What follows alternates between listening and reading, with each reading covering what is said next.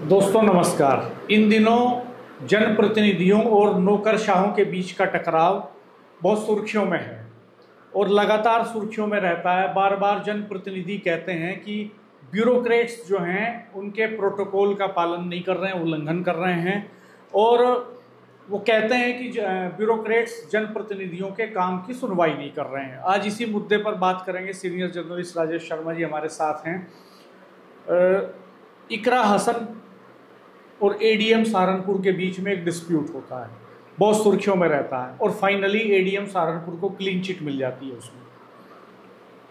अभी हाल में शिवपाल यादव और डीएम सुर्खियों में है। शिवपाल यादव ने डीएम को फ़ोन किया, कहा जा रहा है कि फ़ोन डीएम ने रिसीव किया, रिसीव हुआ लेकिन बात नहीं की। तो मैसेंजर भेजा इसके बाद शिवपाल यादव ने कि शिवपाल जी बात करना चाहते हैं। तो मैसेंजर को भी ठीक से एंटरटेन नहीं किया डीएम ने। इसके बाद शिवपाल यादव ने सतीश महाना जी जो विधानसभा अध्यक्ष हैं उनसे फ़ोन पे बात की। तो महाना जी ने कहा आप रिटर्न में शिकायत कीजिए, हम विशेषाधिकार हनन का नोटिस जारी करते हैं। तो शिवपाल यादव ने रिटर्न में शिकायत कर दी विधानसभा अध्यक्ष से और उन्होंने विशेषाधिकार हनन नोटिस में तलब कर लिया डीएम को। और बताया जा रहा है कि उसके बाद डीएम ने फ़ोन करके शिवपाल यादव जी से माफ़ी मांगी इसके लिए। तो ये इकरा हसन के प्रकरण में क्यों नहीं हुआ? डॉक्टर साहब, क्योंकि शिवपाल यादव जी वो पुराने नेता हैं और इकरा हसन की जहाँ तक बात है वो पहली बार मेंबर ऑफ पार्लियामेंट बनी है। और जब पहली बार मेंबर ऑफ पार्लियामेंट बनो या पहली बार विधायक बनो तो एक उत्साह भी होता है और लगातार भीड़ के बीच रहती हैं।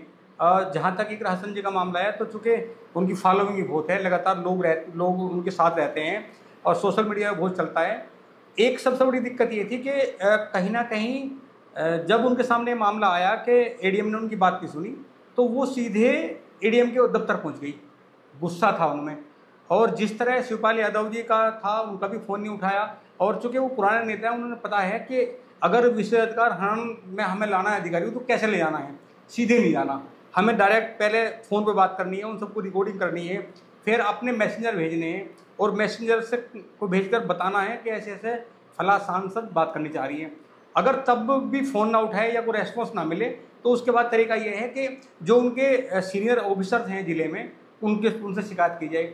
वहाँ से भी रेस्पॉन्स ना मिले तो फिर जहाँ तक विधायकों का मामला तो उनके लिए विधानसभा अध्यक्ष होते हैं और अगर लोकसभा का मामला है तो उनके लिए लोकसभा अध्यक्ष होते हैं। तो उन्हें लोकसभा अध्यक्ष की शिकायत करनी चाहिए। मुझे लग रहा है कि वो खुद चली गई, उन्होंने लोकसभा अध्यक्ष की शिकायत नहीं की और बताया नहीं कि उनके साथ इस तरह घटना हुई है। ये तमाम सोशल मीडिया में और मीडिया में चलता रहा। जहाँ शिकायत होनी थी विशेषाधिकार की हनन की वहाँ शिकायत नहीं हो पाई। दरअसल मैंने इस विषय पे एक बार कई पुराने विधायकों से बात की जो इस समय विधायक नहीं है, कई बार विधायक रहे। हमने कहा कि किस तरह का प्रोटोकॉल एक विधायक का होता है, क्या करना चाहिए।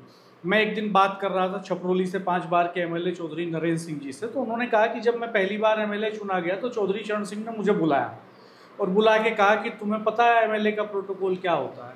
तो उन्होंने कहा मैं वकील था, पढ़ा लिखा आदमी था, लेकिन मैंने एक तटस्थ जवाब दिया। मैंने कहा चौधरी साहब आपसे जानना चाहता हूँ।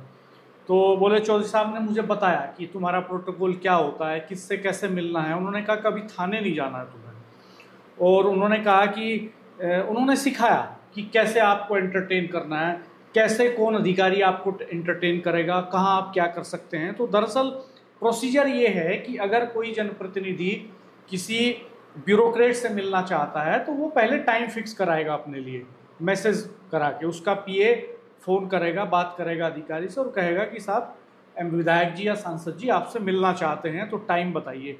तो टाइम फिक्स हो जाएगा सुविधानुसार दोनों की और उस टाइम पे आप मिलने के लिए जाएंगे। तरीका ये होता है।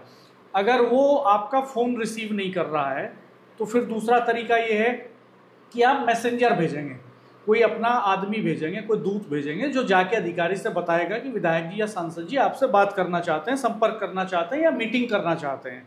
और अगर अधिकारी उस दूत को भी एंटरटेन नहीं कर रहा है, जैसा कि शिवपाल यादव के मामले में नहीं किया अगर डीएम ने, तो फिर इसकी शिकायत लोकसभा अध्यक्ष को या उच्च अधिकारियों को, हायर अथॉरिटीज को करनी चाहिए, जनप्रतिनिधि को। तो यही किया शिवपाल यादव ने, चूँकि वो लंबे विधानसभा में का लंबा अनुभव है, उनके पास प्रोटोकॉल के बारे में वो जानते हैं बखूबी। लेकिन जो नए मेंबर ऑफ पार्लियामेंट होते हैं या नए मेंबर ऑफ लेजिस्लेटिव असेंबली होते हैं, MLAs, उनको इसका तजुर्बा नहीं होता है ठीक से, तो वो कई बार आवेश में, जल्दबाजी में ऐसे स्टेप्स लेते हैं जिससे बाद में उनको असहज स्थिति का सामना करना पड़ता है। जैसे इकरा के मामले में ADM सहारनपुर को क्लीन चिट मिल गई। दरअसल इकरा ने पूरा प्रोसीजर फॉलो नहीं किया। इकरा ने दूत नहीं भेजा, इकरा ने मैसेज नहीं भेजा।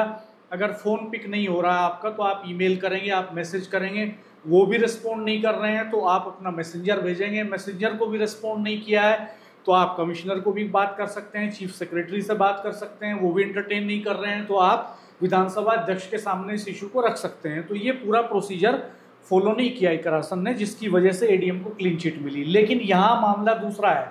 शिवपाल यादव के मामले में इसलिए DM फंस गई कि वहाँ शिवपाल यादव ने पूरा प्रोसीजर फॉलो किया। तो ये जो केस है बेसिकली ये इसलिए महत्वपूर्ण है कि सारे जनप्रतिनिधियों को ये जानना चाहिए कि उनका प्रोटोकॉल क्या है और वो किस अधिकारी को कैसे डील करें, कौन अधिकारी उनको क्या प्रोटोकॉल देगा। और दूसरी महत्वपूर्ण बात यह है कि ये जो ब्यूरोक्रेसी का और नेताओं का जो नाता है, इसके बारे में पार्टियों को भी अपने नए जनप्रतिनिधियों को सिखाने की व्यवस्था करनी चाहिए। ये तो जिम्मेदारी पार्टियों की भी है ना। चौधरी चरण सिंह ने चौधरी नरेंद्र सिंह को बुला के पूछा ना कि तुम छपरोली के MLA हो, जहाँ से मैं विधायक बना और मुख्यमंत्री बना, वहाँ से तुम चुने गए हो तो तुम जानते हो प्रोटोकॉल क्या होगा, तो सिखाया उन्होंने। तो ऐसे ही आज ना वो परंपरा बची राजनीतिक दलों में कि ट्रेनिंग हो नए नेताओं की, और ना नेताओं में उतना पढ़ने लिखने का कल्चर बचा कि वो खुद से इसको जाने और सीखें। इसलिए मुझे लगता है कि इकरा के केस में इकरा को डिफीट खानी पड़ी और शिवपाल यादव जो है एक स्टेप आगे चले। डॉक्टर साहब, हम दोनों तरफ की अगर बात करें वर्तमान परिवेश में, चाहे जनप्रतिनिधि चाहे अधिकारी, इसलिए अगर हम 2 दशक की बात करें, 2 दशक में बहुत अंतर आ गया। 2 दशक में अब क्या हुआ कि जो जनप्रतिनिधि हैं, चाहे वो विधायक हो, चाहे वो MLC हो, चाहे वो राज्यसभा सांसद हो, चाहे लोकसभा के सांसद हो, जैसे ही वो शपथ लेते हैं तो उन्हें लगता है कि अब हम जो है जनप्रतिनिधि हो गए। लेकिन असली जनप्रतिनिधि वो होता है जो तमाम कायदे कानून बहुत बारीकी से जानता है। पहले क्या होता था, आपसे 2 दशक पहले, कि तमाम जो कुछ शपथ लेता था तो जो पुराने विधायक होते थे, पुराने सांसद होते थे, वो उनसे बात करते थे, उनसे बहुत सारा सीखने का प्रयास करते थे। लेकिन अब क्या है कि ना तो सीखने का प्रयास करते, दूसरा क्या है कि आज के अधिकारियों में और अब से 2 दशक पहले के अधिकारियों में बहुत अंतर आया है। जो उस समय अधिकारी होते थे वो बहुत सम्मान करते थे। आज हम देख रहे हैं, मैं तो वर्तमान की अगर बात करूं, आज हम देख रहे हैं कि अगर किसी भी डिपार्टमेंट में कोई विधायक जाता है, सत्ता के जाते हैं तो वो खड़े हो जाते हैं, कोई बात नहीं। जैसे ही विपक्ष का विधायक जाता है तो बात तो सुनते हैं लेकिन इग्नोर करते हैं। और मैं लगातार देख रहा हूँ यहाँ पूरे उत्तर प्रदेश की स्थिति है कि कम से कम जब कोई क्राइम का मामला होता है तो विपक्ष के सांसद की कोई बात सुनता तक नहीं है। नहीं, ये आरोप तो सत्ता पक्ष के लोग भी लगाते हैं। लोनी में हमने देखा नंदकिशोर गुर्जर सत्ता पक्ष के MLA, उनको धरने में बैठना पड़ा पुलिस के अधिकारियों के खिलाफ। संजीव बालियान जो उनके सांसद रहे, 2 बार के मंत्री रहे, वो उनको ये कहना पड़ा कि पुलिस सुन नहीं रही है, पुलिस प्रॉपर्टी डीलिंग कर रही है और पुलिस लूट कर रही है। और हाल में हमने देखा कि सुभाषपा ओम प्रकाश राजभर की पार्टी के एक कार्यकर्ता को, तो वो जनप्रतिनिधि नहीं थे हालांकि, एक कार्यकर्ता को तो पीटा उन्होंने पुलिस वालों ने।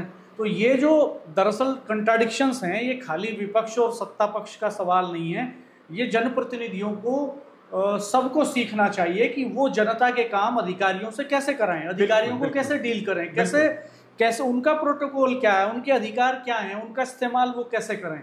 आवेश में या जल्दबाजी में या अनुभवहीनता में कदम उठाने के बजाय अगर वो गंभीरता से सवाल उठाएं और प्रोसीजर को फॉलो करें तो मुझे लगता है उसका इम्पैक्ट होगा। शिवपाल यादव के मामले में विधानसभा अध्यक्ष महाना जी ने नोटिस जारी किया ना, तो वो इकरा के मामले में लोकसभा अध्यक्ष भी कर सकते थे अगर प्रोसीजर फॉलो किया होता इकरा ने। तो दोस्तों, आप किस तरह से इस पूरे प्रकरण को देखते हैं, कमेंट बॉक्स में जरूर बताइएगा कि ये जो जनप्रतिनिधियों का और ब्यूरोक्रेट्स का टकराव है, इसकी परिणति क्या हो सकती है और इसका समाधान क्या है। हमारे चैनल को देखते रहिए, सब्सक्राइब कीजिए, बेल आइकन प्रेस कर दीजिए, नोटिफिकेशन ऑन कर दीजिएगा। धन्यवाद, नमस्कार।